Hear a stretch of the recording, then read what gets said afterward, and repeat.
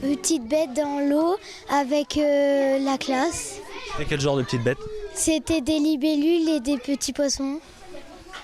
Et il y avait aussi des petites grenouilles, des têtards. On a vu aussi qu'il fallait jamais jeter des trucs dans l'eau parce que sinon ça fait mal aux poissons.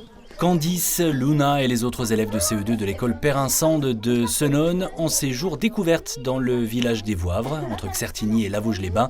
Ils doivent passer 2 jours et une nuit, ici, à 80 km de chez eux.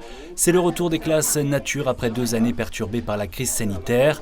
Une belle expérience pour les enfants, une bonne bouffée d'oxygène aussi pour les structures spécialisées, les centres d'hébergement comme la maison d'ici, qui a forcément souffert pendant les différents confinements puisqu'elle accueille régulièrement des colonies et du grand public, et surtout des scolaires avec en moyenne entre 4 et 500 enfants par an en court séjour, mais l'activité a repris son cours normal.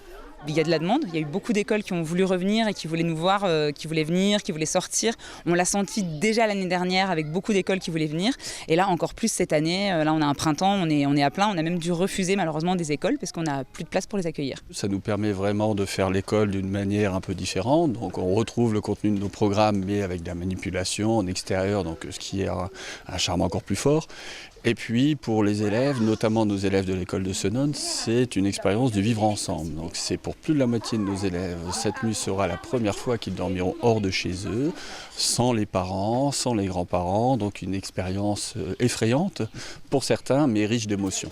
Et pour qu'un maximum d'enfants de la maternelle au CM2 puissent vivre aussi cette expérience, le conseil départemental a décidé d'accompagner les écoles vosgiennes avec une enveloppe de 1 000 € par classe pour des séjours organisés bien sûr sur notre territoire où l'offre est déjà conséquente. La France est très riche en termes de paysages, de culture, d'histoire, mais on peut aller voir ce qui se passe ailleurs, mais commençons peut-être par aller découvrir ce qui est à proximité de chez nous. Au total, ce sont 102 classes vosgiennes qui ont ou vont bénéficier du soutien du conseil départemental pour un budget global de 102 000 €.